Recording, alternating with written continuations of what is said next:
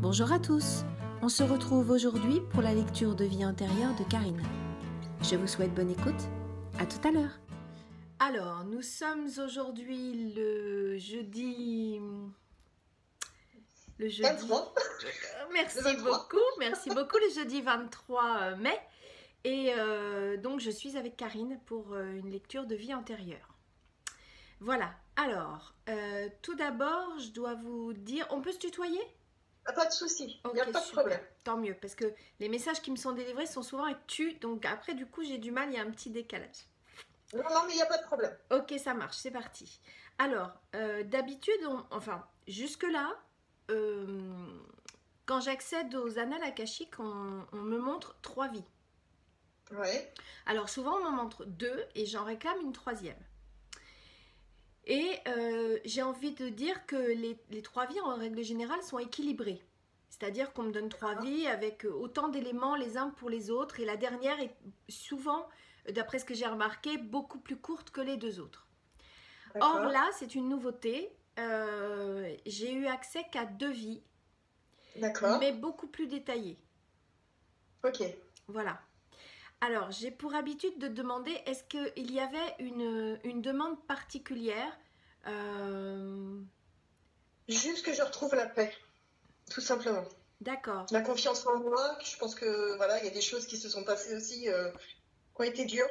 D'accord. Voilà.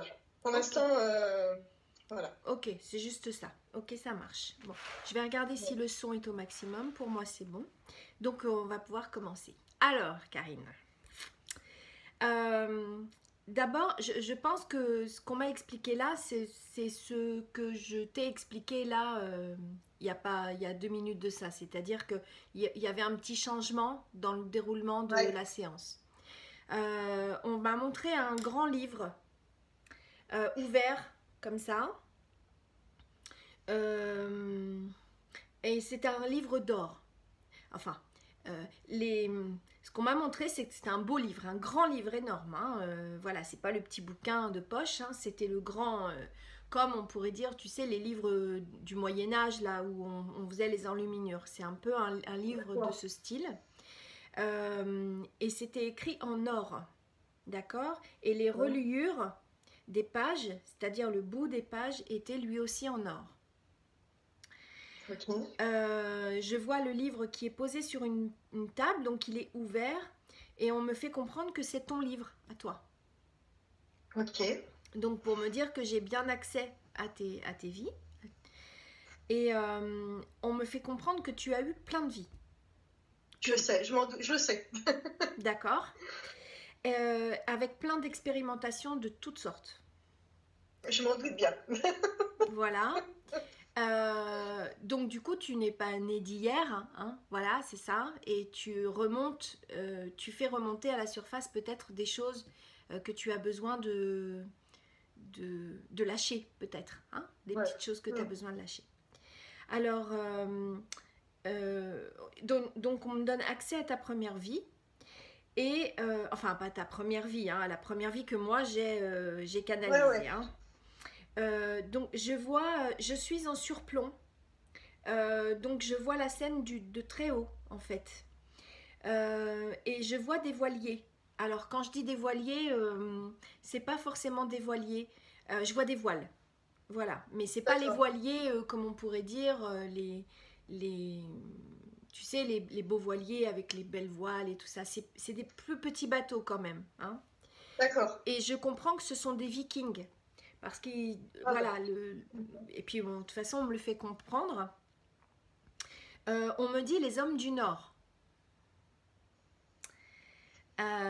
Donc voilà, j'observe en surplomb. Et. Attends, je tourne mes pages. Et je vois donc les bateaux qui partent. Je vois que c'est un départ, en fait. Il y a plein de bateaux. Je ne pourrais pas les dénombrer. Enfin, il y en a plein. Je vois que c'est une flotte. Et en fait, je suis toi et je pleure. D'accord. Mais comme on me donne que tu es quand même quelqu'un de assez fier, tu ne veux pas trop te lâcher. Montrer. Voilà, tu pleures mais avec réserve. hein, Mhm. mais tu pleures. Et on m'explique que tu es la femme du chef du clan. Ouais, Voilà. ça me parle bien. Ça te parle bien, d'accord? Ouais, je Et vais alors, t'expliquer après pourquoi. oui, hein, on échangera après. Ton mari, et là, quand moi je marque mari, on me dit non, ton époux. Parce D'accord, que on m'a fait comprendre qu'à cette époque-là, il n'y avait pas de mariage forcément à l'église. Enfin, des vikings, de toute façon, ils ne seraient pas allés à l'église, je dis des bêtises, mais tu vois, il n'y avait pas de mariage consacré, c'était plutôt un accord. Hein, on se mettait d'accord, ensemble, c'est ce qu'on a voulu me dire. Donc c'est plutôt un époux qu'un mari. Enfin, bon, eux voient ça comme ça. Hein. Moi, je, je transmets. Donc on me dit que ton époux donc, est parti en expédition. Donc c'est une expédition et visiblement c'est une expédition un petit peu périlleuse parce que tu pleures et t'es pas certaine du résultat, mhm, du retour. Et alors on m'explique que c'est une expédition parce qu'il y avait la famine. Donc ils sont pas à faire... enfin, je sais pas comment ils vont s'y prendre, mais c'est pour une cause de danger, c'est-à-dire qu'il n'y avait plus rien à manger. Donc ils sont partis d'accord. chercher des vivres ailleurs. Alors là, je te vois. Hein, alors qu'avant j'étais toi, je voyais la scène. Là, je te vois et tu es alors toute jeune, blonde et toute menue. Tu es toute fine. Et je te vois, tu portes des nattes, mais tu portes des nattes, je vois que c'est tressé, mais c'est remonté sur le, Ouais, ouais, je vois bien. la Ouais, tête. Hein. Euh, alors, là, c'est un curieux détail qu'on m'a donné. Tu portes une marque. Alors, quand j'ai mis marque, on m'a précisé tatouage, comme quelque chose qu'on a gravé dans ta peau, en haut du dos, entre les deux omoplates ici. d'accord. Voilà. Et alors, c'est un dragon. Ouais, D'accord. ok. Ok. Alors, tu veux qu'on me débriefe un petit peu de tout ça déjà? Donc en fait, en gros, j'habite à côté de la mer, où D'accord. il y a des bateaux, où il y D'accord. a le port. D'accord. Donc, enfin, sur Saint-Malo, en fait. En gros, j'habite pas loin Oh, de Saint-Malo. ok, d'accord. Donc, corsaire, enfin voilà, ça Bah me oui. parle exactement. D'accord. Les dragons, c'est ma famille d'âmes. D'accord. Donc, voilà, je l'ai su il y a pas longtemps. D'accord. Et le tatouage, j'en ai un là, D'accord. euh, là, Ouais, je vois. et c'est la lune. D'accord. Bon, Voilà. ok. Alors le dragon, c'est rigolo quand même. Ouais, c'est voilà. Et les Vikings, bah oui, oui, c'est logique. Enfin, Bah oui, ça me pour paraît moi, aussi c'est logique. logique. Je suis Bah du oui, Nord, enfin, c'est c'est ça. La voilà. Bretagne, bon, les hommes du Nord sont venus Voilà. effectivement coloniser cette partie de la France. Ok, donc effectivement, tout est bien. Ça correspond. C'est ça. Ça te parle, en tout cas, c'est le principal. Alors, Ouais, on me dit aussi que, alors, ce dragon que tu as tatoué, on me dit bien que c'est une marque, hein, donc c'est comme un emblème. Tu le portes parce que c'est l'emblème de ton clan. d'accord. J'avais envisagé aussi de me tatouer un dragon, donc je pense que D'accord. l'emplacement aussi, Oui, oui. on me l'a donné.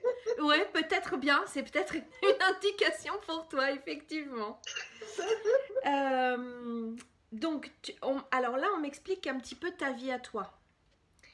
On m'explique que tu as été recueilli très jeune parce que ton village, enfin ton village, c'est pas vraiment des villages. Hein. J'ai vu, il y a, je sais pas moi, 15 maisons, 16 maisons, tu vois, une petite vingtaine de maisons, on va dire. Donc c'est pas le village comme on peut le concevoir maintenant. Hein. C'est vraiment un espèce un rassemblement de maisons, on va dire. Hein. C'est plus D'accord, ouais, ouais. ça. Donc ce village a brûlé. Et on me donne ton prénom.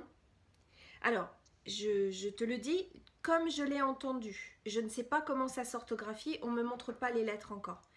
J'ai pas accès D'accord, à ça. Euh, Tu t'appelles Sangar. d'accord, Alors, moi je te dis comment je l'ai écrit. C'est Sangar. d'accord. Ouais. D'accord? Et donc tu as 16 ans. Alors tu as 16 ans quand je vois cette scène qu'on veut bien me montrer. Hein. D'accord? Mm. Et là, donc c'est le moment où les bateaux partent. Hein, donc on me refait voilà, on m'explique que tu as été donc recueilli très jeune par le clan des dragons là, et que tu te nommes Sangar et que ton village a brûlé. Et là, actuellement, quand je vois la scène, tu souffles terriblement du départ de ton époux.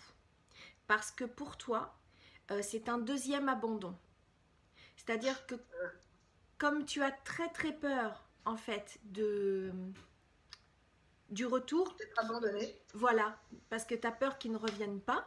Hein, à C'est cette la époque-là, je pense que c'était très incertain de partir. Et bien du coup, pour toi, c'est comme s'il t'abandonnait. D'accord.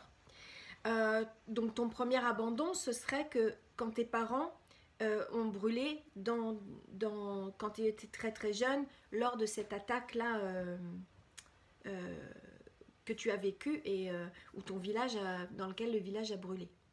Mm.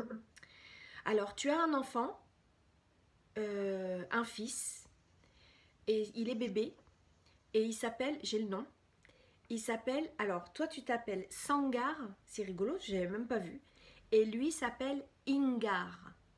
Ah d'accord, ouais. Donc moi j'ai écrit ça très simplement Ingar. D'accord, ouais. Après peut-être que l'orthographe peut changer, je ne connais pas. Hein. Donc voilà, donc tu as un bébé. Donc on me montre bah, voilà, que le village est vide d'hommes, c'est-à-dire que tous les hommes sont partis en expédition pour trouver à manger. Et une nuit, vous vous faites attaquer par un clan adverse. Et alors là, bon, ça va peut-être pas être trop rigolo. Hein. Tu es violé par Hein. des hommes et torturé psychologiquement parce que les hommes veulent à tout prix savoir où sont partis vos hommes à vous. D'accord.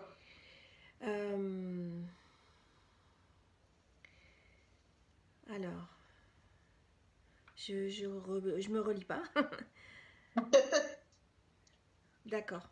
Alors, non seulement toi tu subis des sévices, et ça dure assez longtemps quand même, et quand ils partent, bah, tu t'aperçois qu'ils ont massacré absolument Tout le monde. tout ton clan, ouais, tous ceux qui restaient. Et tu retrouves ton bébé, et en fait il est égorgé, ton bébé. Mhm. Ouais. En fait, on m'explique brièvement que c'est une histoire de rivalité de clans, en fait, tout bonnement. Hein. C'est pas, y a rien de compliqué là-dedans. Ouais. Mais voilà.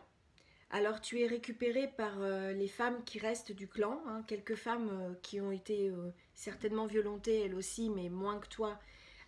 Tu es soigné donc par elles. Et, et on m'explique qu'on met un point d'honneur à ne pas parler de ce qui s'est passé. C'est-à-dire, on se tait. Ouais. Hein. Hein. Peut-être dans l'idée que bah, quand les hommes vont revenir, on n'en parle pas forcément trop, quoi. Hein. Et toi, tu pleures, tu pleures, tu pleures, tu pleures, tu n'arrêtes plus de pleurer. Je te vois enterrer ton enfant. Et peu avant que ton époux revienne, tu apprends que tu es enceinte. Ah, ok. Alors, c'est de l'homme qui t'a violenté. Et en fait, bah, tu supportes absolument pas du tout cette histoire-là. Tu peux pas envisager de faire l'affront à ton époux de cette situation. Et tu décides de mettre fin à tes jours. Mhm. Voilà. Ok. Donc, triste fin pour cette jeune fille hein, qui s'appelle Sangar. Mhm. Blessure d'abandon. Et puis, voilà, hein, qui a décidé de mettre fin à ses jours. C'est pas forcément facile. Mhm. Hein. Ouais. Est-ce que tout ça te fait écho en toi? Non, Ouais, et puis bah, surtout la blessure de l'abandon, quoi. Oui, Parce que c'est exactement ça, je suis dedans. Hein, d'accord, l'abandon et la trahison, quoi. C'est... d'accord. Voilà, c'est les deux blessures que je travaille, quoi. D'accord, ok. Donc bon, Donc c'est exactement ça. ouais, On est ouais, dedans. ouais. Ça appelle la libération, hein, tout ça. Hein. Ouais. Hein. Mm. Alors, on va passer à la deuxième vie, si tu veux bien. Ouais. Alors, on change d'atmosphère et d'époque. On me dit qu'on est au XVIIe siècle. Et alors là, enfin, même moi, j'ai trouvé ça vraiment rigolo. Je te vois en mousquetaire. T'es mousquetaire. C'est curieux, hein. Ok. T'es mousquetaire. Et on me dit que... Alors, bon, forcément, tu es un homme. Et on me dit que tu es chevalier du roi. Euh, alors, on me parle de l'époque de Richelieu. Donc, pour D'accord, ouais. moi, euh, c'est un homme qui est mort assez, comment dire, vieux. Alors, pas vieux pour nous, mais vieux pour eux. Donc, c'est quelqu'un qui a eu certainement une grande carrière de mousquetaire. Je pense qu'il a été chevalier du roi sous Richelieu. D'accord. C'est ce que j'ai compris de l'affaire. Hein. On me donne Paris et on me donne la date de ta mort, 1670. Alors, D'accord. c'est curieux aussi, on me donne jamais la date de décès. Et là, on me donne, voilà. C'est peut-être, je pense que c'est pour que, enfin, ce qui me vient là, c'est pour que tu imbriques mieux les choses après. Toi, si tu fais des recherches tu vois, par après, pour regarder un petit D'accord, peu, ouais, ouais. je pense que ça va te donner des repères pour chercher. Hein. Ouais. Alors, on m'explique que tu t'es engagé dans ta mission et que au moment où je vois la scène, tu as une trentaine d'années. Et donc, on me précise que tu es déjà âgé. Hein, Oui, bah oui, tu es oui. certainement en fin de carrière, on pourrait appeler ça comme ça, quoi. Alors, tu n'as ni femme ni enfant. Je te vois vraiment célibataire. Et alors, ta passion, c'est vraiment de combattre. T'adores ça. Tu aimes vraiment ça. Et surtout à l'épée. D'accord. Alors, je sais pas, je pense qu'il y avait des fusils ou des pistolets, je sais pas quoi. Mais toi, ton truc, c'est l'épée. Et t'es très doué. T'es reconnu pour être très doué dans ce domaine-là. Enfin, voilà, on te plébiscite souvent pour tes qualités d'épée. Je sais pas comment on appelle ceux qui font de l'épée. Voilà, l'escrime. Voilà, c'est ça, l'escrime. Alors, tu es quelqu'un, donc seul. Hein, on a dit ni femme ni enfant. Donc, je te vois boire beaucoup. Parce que même si tu as ni femme ni enfant et qu'on pourrait croire que tu es libre comme l'air et donc très joyeux, tu portes une grande tristesse en toi. Donc tu bois. Et alors, tu aimes l'argent et les femmes. D'accord. Donc c'est un peu une petite vie de débauche si tu veux, tu vois. D'accord, Hein, ah ouais. voilà. Dans cette vie-là, j'ai profité, quoi. Ben oui, en tout cas sur le moment, oui. Oui, oui, t'as profité. On peut dire ça comme ça, effectivement. Et toi, surtout, tu ne veux pas d'engagement. Alors, c'est ton truc. Tu veux bien avoir une aventure, tu veux bien avoir des amis, etc. Mais tu veux pas fonder de foyer, tu veux pas d'attache, tu y tiens comme à la prunelle de tes yeux. Alors, on m'explique que, à nouveau, tu es un enfant abandonné. Et on m'explique que tu as été élevé dans un couvent, donc tu as dû être recueilli par les gens du couvent et que tu t'es engagé très tôt dans l'armée. Alors j'ai compris qu'il me disait l'armée, mais c'est pas ça en fait. Ça doit être un corps dans l'armée, mais l'armée à l'époque, je ne sais pas si ça existait vraiment en tant que tel, tu vois ce que je veux dire? C'est-à-dire que, Ouais. voilà, tu as dû t'engager dans ce combat-là hyper tôt, d'accord? Hyper tôt. Pour partir et faire ta vie, parce que toi, le couvent, c'était pas non plus ton truc, hein, t'imagines bien pourquoi, parce que déjà, voilà. Hein. Donc, à partir de ce moment-là, tu te sens, à partir de ce moment-là, avec aucune attache, sans attache. Alors, l'idée même de devoir l'idée de devoir rien à personne te remplit de joie. C'est-à-dire que tu n'as ni devoir ni obligation. Voilà.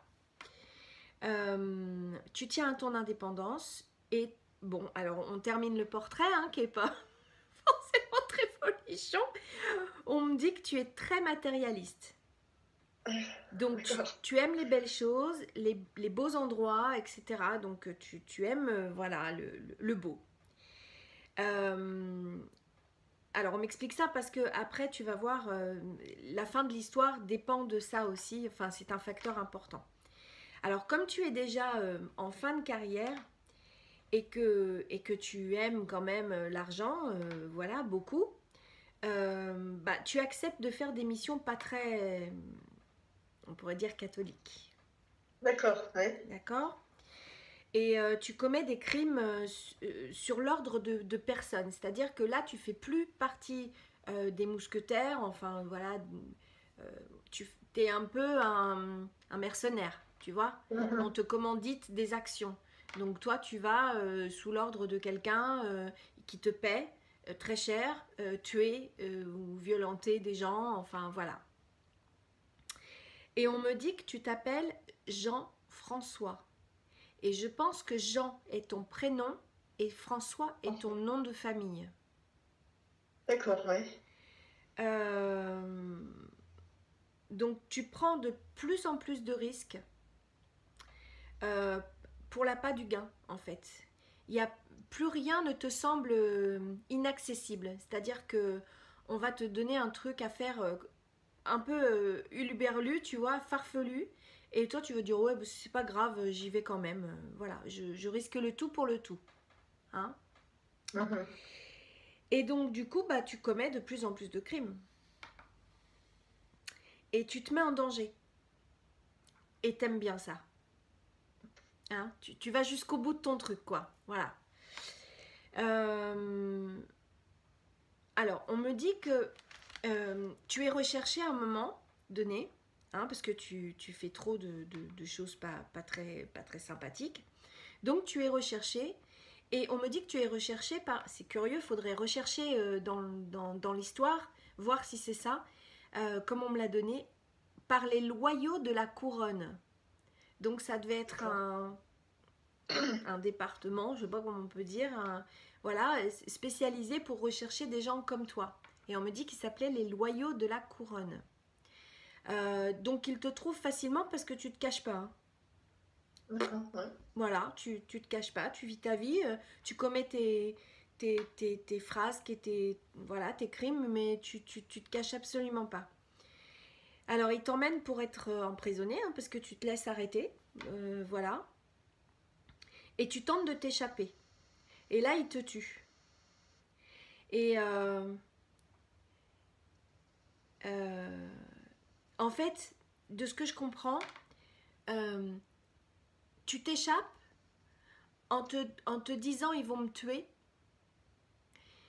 Et toi, tu commets cette dernière action en te disant de toute façon, c'est une envie de mourir qui t'anime. Tu vois ce que je veux dire? T'aurais pu très bien te laisser arrêter puisque tu t'es laissé arrêter.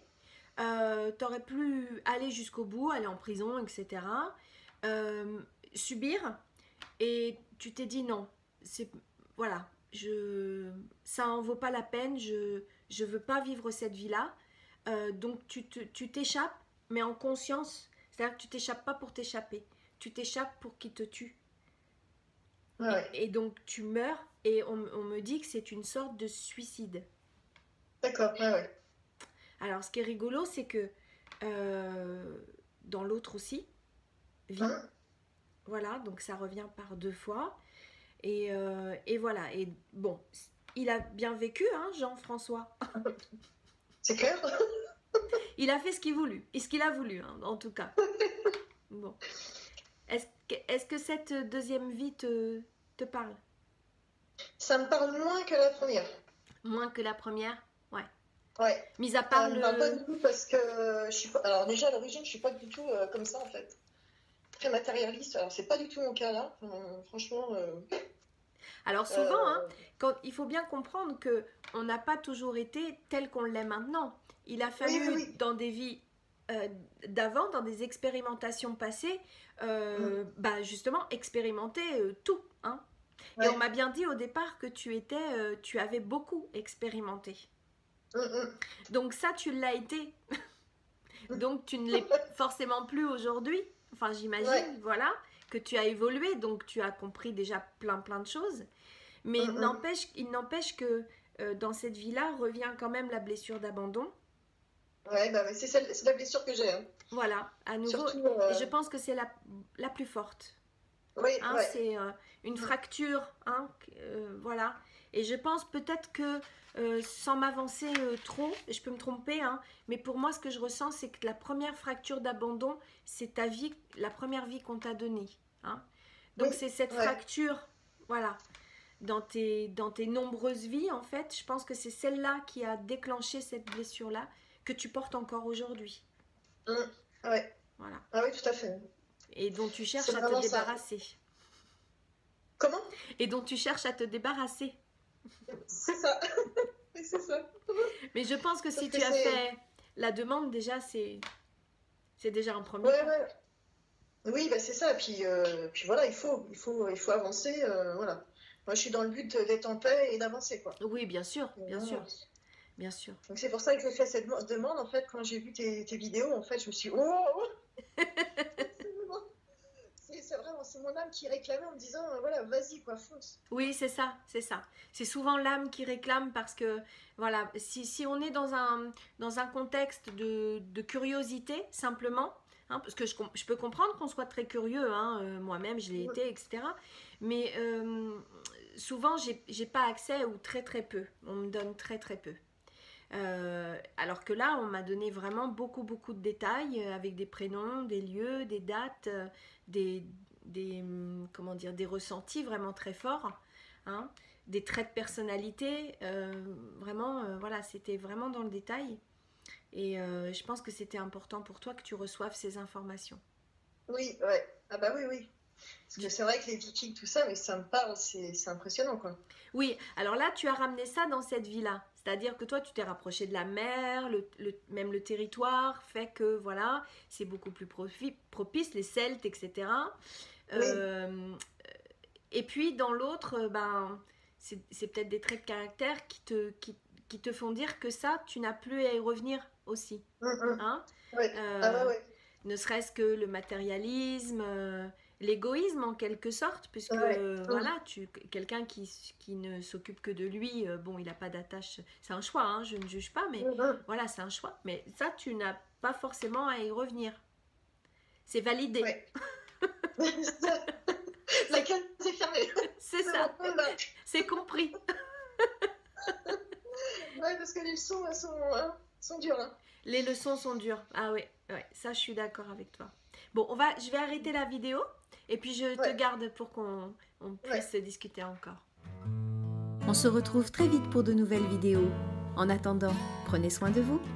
À bientôt. Ciao, bye bye.